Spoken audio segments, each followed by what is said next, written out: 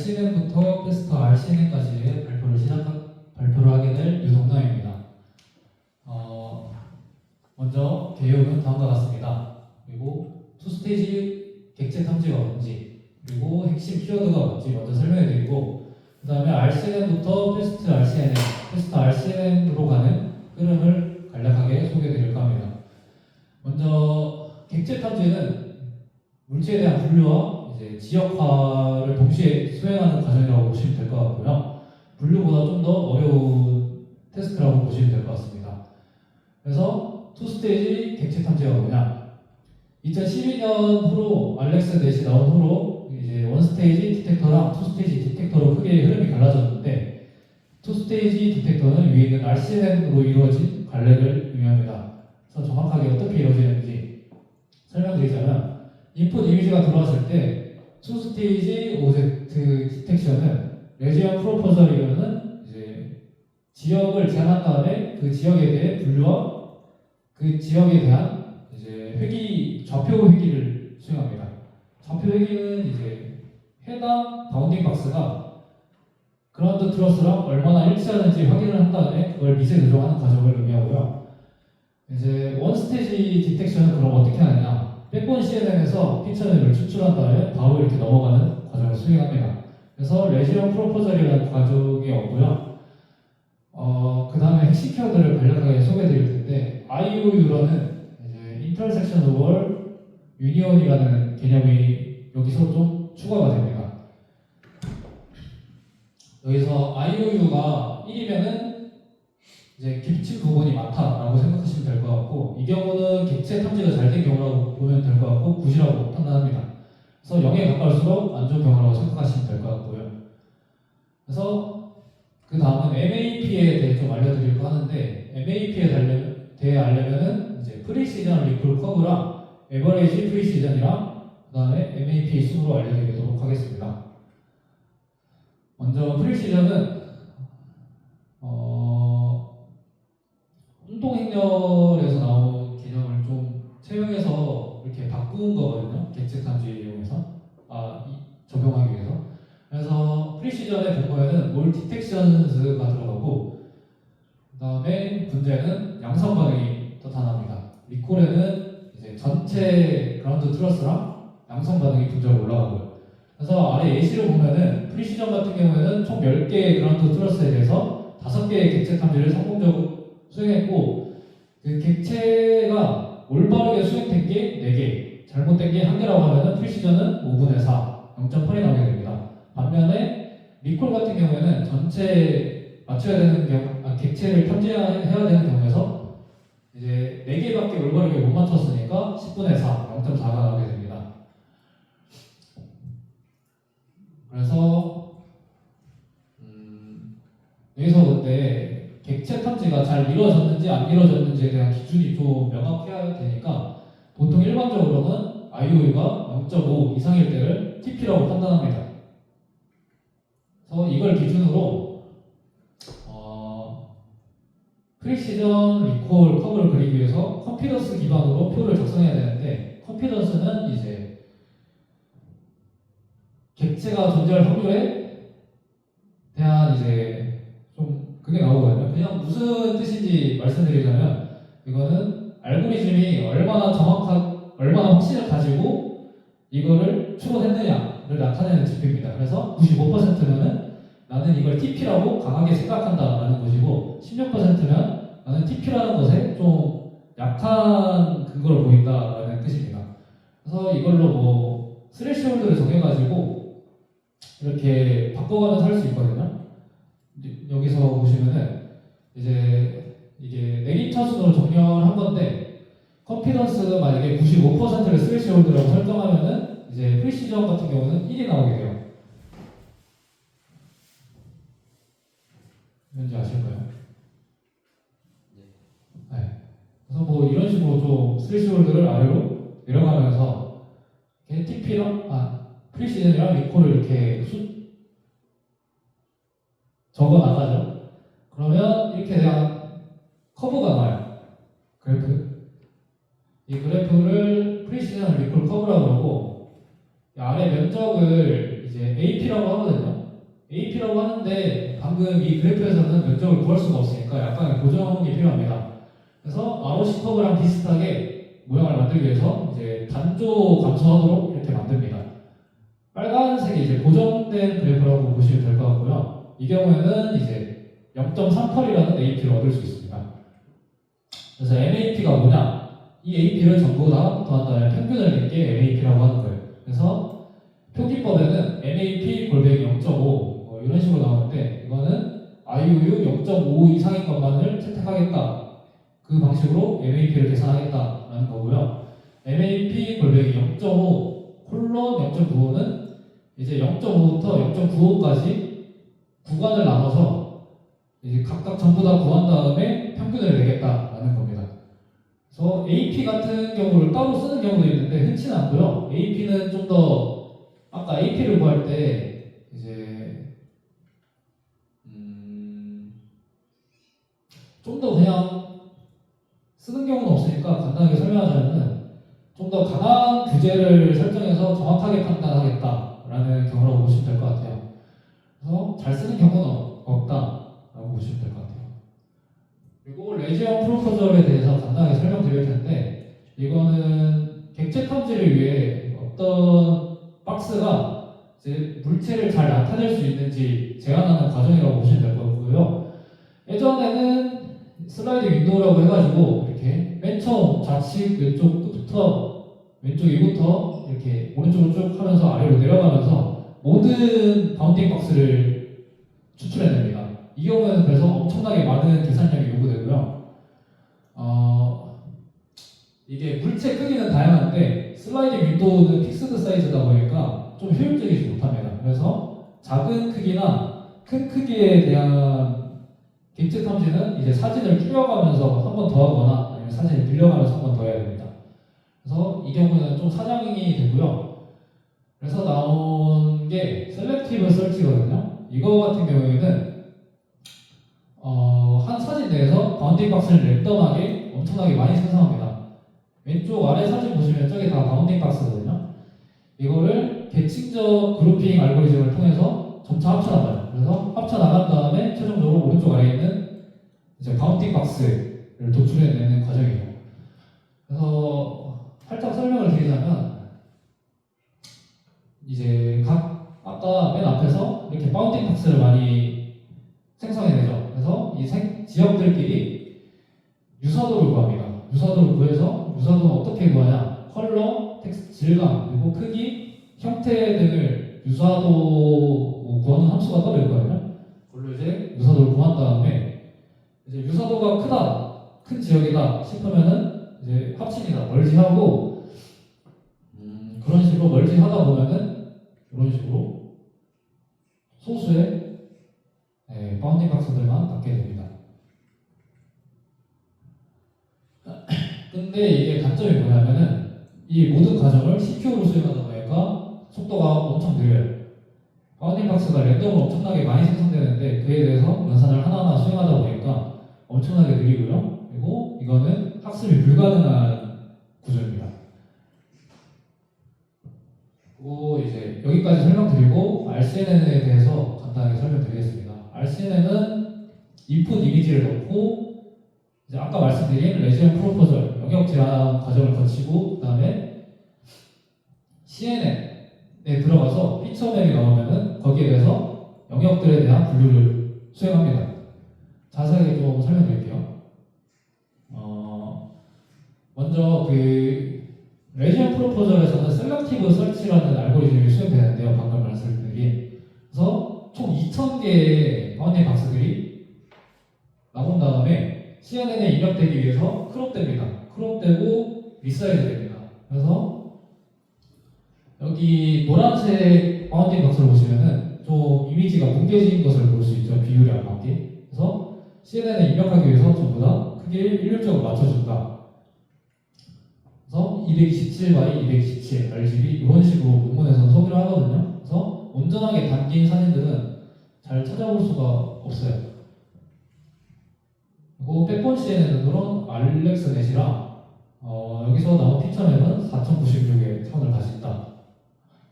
그리고 이미지의 분류는 SVM을 사용합니다. CNN으로 분류를 하지 않고 FC나. 왜 SVM을 사용했냐면 평균적으로 CNN보다 4% 좀 더 좋은 성능을 보여준다. 그래서 SVM을 채택했다고 합니다.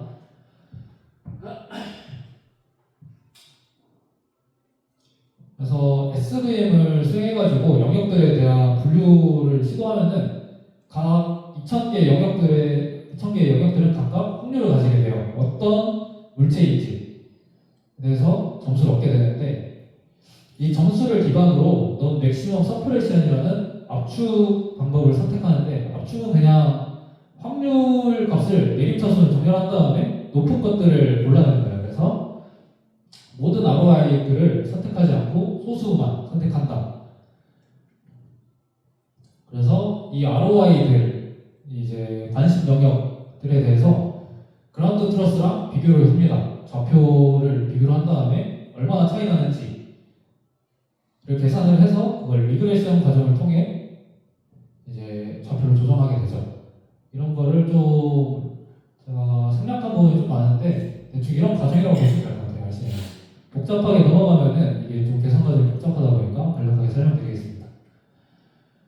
근데 이 과정이 아까 말씀드린 대로 셀렉티브 설치랑 SVM이 CPU 기반으로 이루어지기 때문에 상당히 느립니다. 그래서 많이 느리다. 그리고 이 모든 과정이 학습에 적합하지 않다. 그래서 오차를 줄여나갈 수 없죠. 그래서 이 과정을 보완하고자 패스트 RCN이라는 게 나왔는데 대략적인 아키텍처는 이렇게 나오고요. 바뀐 부분이 뭐냐? 라고 하면은 여기서 셀렉티브 설치까지는 같은데 그 다음에 ROI 프로젝션, ROI 이제 투영이라는 기법을 사용합니다. 이게 뭐냐? 이전에는 이제 각각의 피처맵에 대해서 각각의 이제 2000개의 ROI에 대해서 전부 다 CNN에 집어넣죠. 어프 시킨 다음에 자른 다음에. 근데 이거는 CNN에서 딱 한 번 들어갑니다. 인풋 이미지, 원본 이미지를 딱 한 번 CNN에 통과시키고 그에 대해서 연산을 수행하죠. 어떻게 수행하느냐? 일단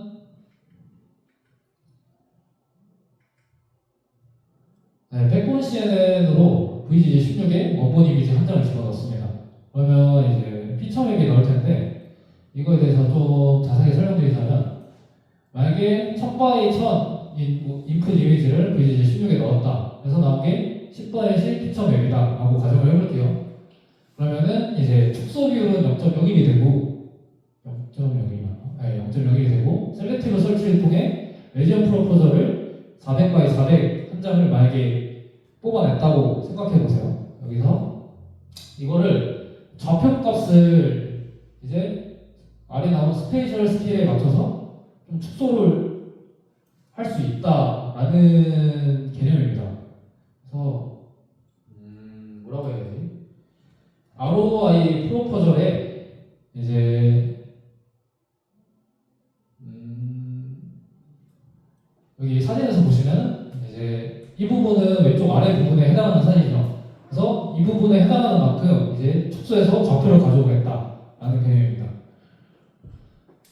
그래서 피처맵에서 원본 이미지 지역들의 이제 좌표값을 좀 반영해서 보겠다라는 겁니다. CNN을 여러 번 수행하지 않고 하나의 피처맵에서 전부 다 제어해 보겠다라는 개념으로 이런 방식을 소개했는데 정확하게는 저도 잘 알지 못해서 여기서 일단 좌표값을 도출해내면은 해당 피처맵이 10x10이잖아요. 그래서 이 일부분을 가지고 나오면은 한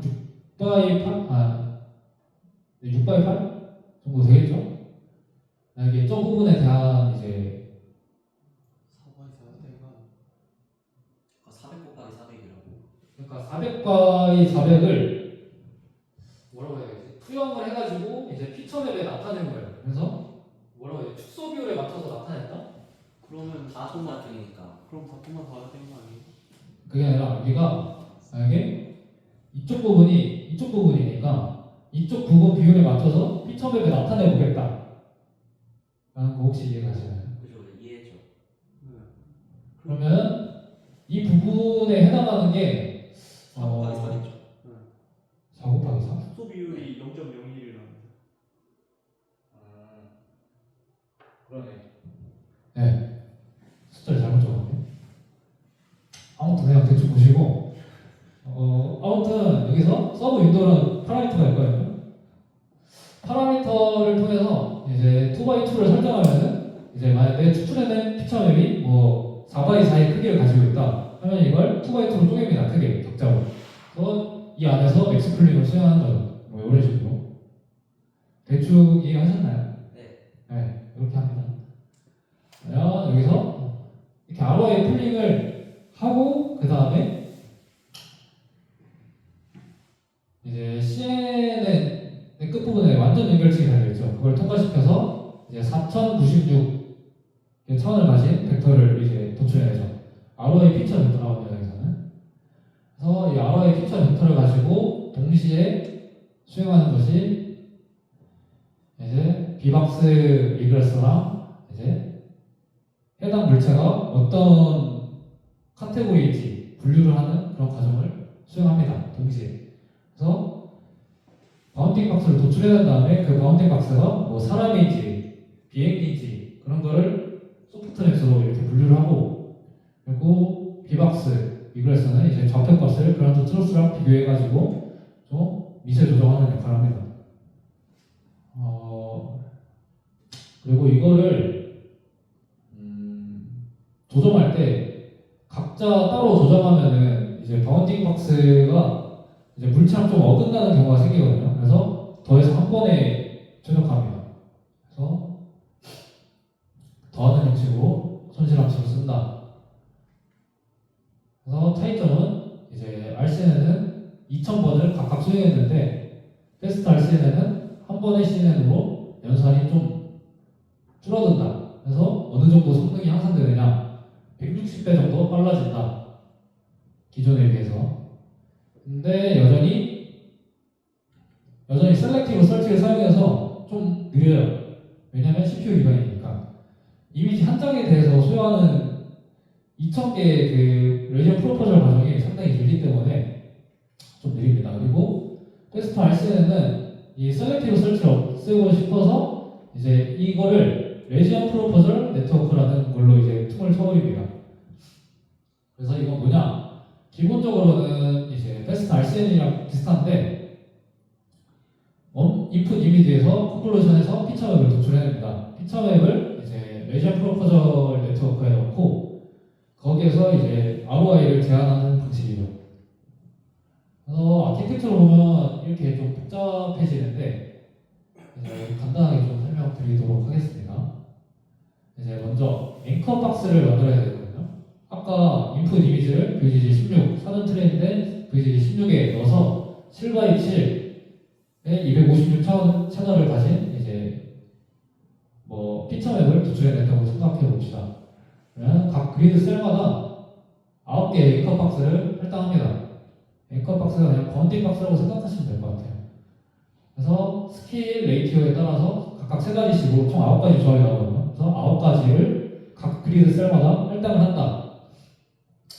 스케일은 128 곱하기 128, 뭐 256, 뭐 이런 식으로 되고요. 그 레이티오는 동행비에 맞게 1대1, 1대2, 2대2 이런 식으로 나눠집니다. 그래서 여기까지가 앵커 제너레이션 레이어고요. 그 다음에 이거를 라벨링 하는 과정이 필요하거든요. 그래서 그라운드 트러스랑 비교를 합니다. 이 만든 앵커 박스랑 비교를 해서 IOU가 0.7 이상이면 파지티브 샘플이라고 하고 0.3 이하면 네거티브라고 합니다. 0.3이랑 0.7 사이에 있으면 싹 다 무시합니다. 그래서 여기까지가 앵커 박스를 만드는 과정이고요. 그 다음에는 RPM 레지언 프로포절 네트워크를 수행합니다. 이게 뭐냐? 아까 피처 맵을 한 번 도출해냈죠. 여기서 네, 사전 학습된 VG를 통해서 피처 맵을 도출해냈는데 여기서 배경인지 물체인지를 분류를 해내고 그다음에 해당 박스가 이제 좀 러프하게 물체를 잘 담고 있는지 아닌지를 확인을 해서 살짝 조정을 해줍니다. 러프한 과정이라고 보시면 될 것 같고요. 맨 마지막에 있는 베스트 RCN에서 한 번 더 분류랑 물체에 대한 세부적인 분류랑 이제 좌표 조정을 한 번 더 수행합니다. 그래서 일단 RPN을 통해서 이제 물체인지 배경인지 그리고 물체에 대한 대략적인 위치를 잡아낸 다음에 그리고 아까 한 것처럼 이제 논 맥시멈 서플레이션을 사용해서 좀 적은 수의 ROI 한 2, 300개 정도를 추출해서 이렇게 넘겨줍니다. 다음 레이어로. 그러면 이 넘어간 ROI들에 대해서 다시 한번 그라운드 트러스랑 비교를 하는데 이 이미지들에 대해서 IOU가 0.5 이상이면 포지티브, 나머지는 네거티브로 판단합니다. 학습을 위해서 좀 이렇게 타겟을 설정하는 과정이라고 보시면 될 것 같고요. 왜냐하면 베스트 RCN에서 한 번 더 분류랑 그거를 수행하니까 타겟 설정하는 과정이라고 보시면 될 것 같아요. 그리고 리그레이션도 이제 얼마나 차이를 보이는지 그런 거를 좀 더 찾아서 넘겨줍니다. 그 다음 과정으로. 그래서 ROI 풀링은 그 전에 베스트 RCN이랑 비슷하고요. 그래서 ROI 풀링을 마치면은 전에 있던 것처럼 FC 완전 연결층을 통해 어떤 물체인지 세부적으로 분류를 해내고 비박스 리그레스를 통해 이제 세부적으로 물체 위치를 조정합니다. 바운딩 박스의 위치를 조정합니다. 마찬가지로 이제 손실함수는 더해서 사용하고요. 아까 말씀을 못 드렸는데 손실함수에서 바운딩 박스를 조절하는 손실함수는 위에서 스무스 에런이라는 좀 이상한 손실함수를 사용하는데 분류랑 좀 다르게 이런 경우를 이제 바운딩 박스를 조절을 할 때 많이 쓴다고 합니다. 그래서 한번 나중에 찾아보시면 좋을 것 같아요. 그래서 이 과정까지 보면은 총 3개의 학습 가능한 층이 존재한다. 라고 결론이 내려집니다. 그 전에는 학습 가능한 층이 소수이거나 이제 셀렉티브 설치 같은 이제 학습이 안 되는 층이 존재했는데 지금 같은 경우에는 전부 다 학습이 가능해진다라는 결론이 도출됩니다. 그래서 전보다 훨씬 빨라졌다. 이제 초당 5개의 프레임을 처리할 수 있다. 베스트 RCN에서는 한 0.5 정도 될 거예요. 근데 이거를 전부 다 GPU 기반의 알고리즘으로 바꿔버리니까 10배 정도 빨라졌다. 그리고 전부 다 훨씬 정확해졌다. 파스칼이라는 이제 객체 탐지 데이터셋이 있거든요. 거기 2007년에 나온 테스트 데이터셋에서 이제 11.9%의 성능 향상이 있었다. 뭐 다른 데이터셋에서도 수행한 게 있는데 여기서 제일 큰 폭의 향상을 보였고요. 그다음에 세 번째로는 이제 진정한 엔드-투-엔드 오브젝트 디텍션이 가능해졌다. 입니다. 이상입니다. 혹시 질문 있으실까요? 저번에 자세하게 설명해보려 했는데 다 재미없어 하는 것 같길래 최대한 개념만 빠르게 설명하는 방식으로 진행했는데 혹시 질문 있으실까요?